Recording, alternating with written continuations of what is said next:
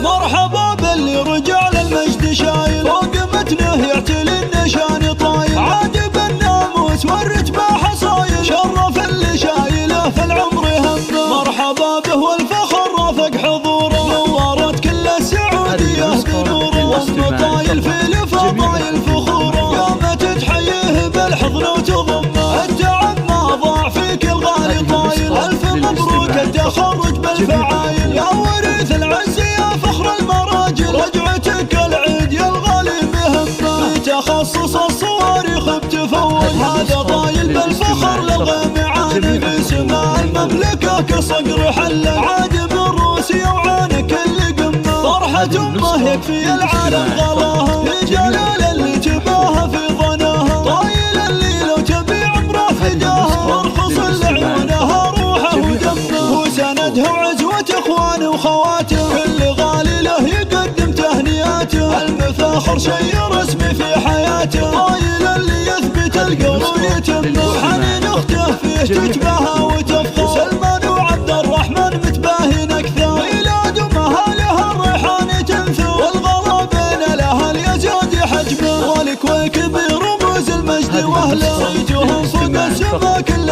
يدله مجدكم تاريخي يشهد له سجله يذكر بالعز دوم بكل امه مرحبا باللي رجال المجد شايل فوق متنه يعتلي النشان طايل عاجب الناموس والرتبه حصايل شرف اللي شايله في العمر همه مرحبا به والفخر رافق حضوره نورت كل السعوديه بنوره والمطايل في الفضايل فخوره يوم تتحييه بالحضن وتضمه التعب ما ضاع فيك الغالي طايل الف مبروك التخرج بالفعايل يا وريث العز يا فخر المراجل رجعتك العيد يا الغالي مهمه تخصص الصواريخ بتفوق هذا طايل بالفخر للغيم عاني في سماء المملكه كصقر حل عادم الروسي وعانك اللي قمه فرحه امه يكفي العالم غلاها جلال اللي تباها في ظناها طايل اللي لو تبي عمره فداها وارخص لعيونها روحه ودمه وسندها وعزوه اخوانه وخواته كل غالي له يقدم تهنياته المفاخر شيء رسمي في حياته طايل اللي يثبت القول ويتمه وحنين اخته فيه تتباهى وتفخر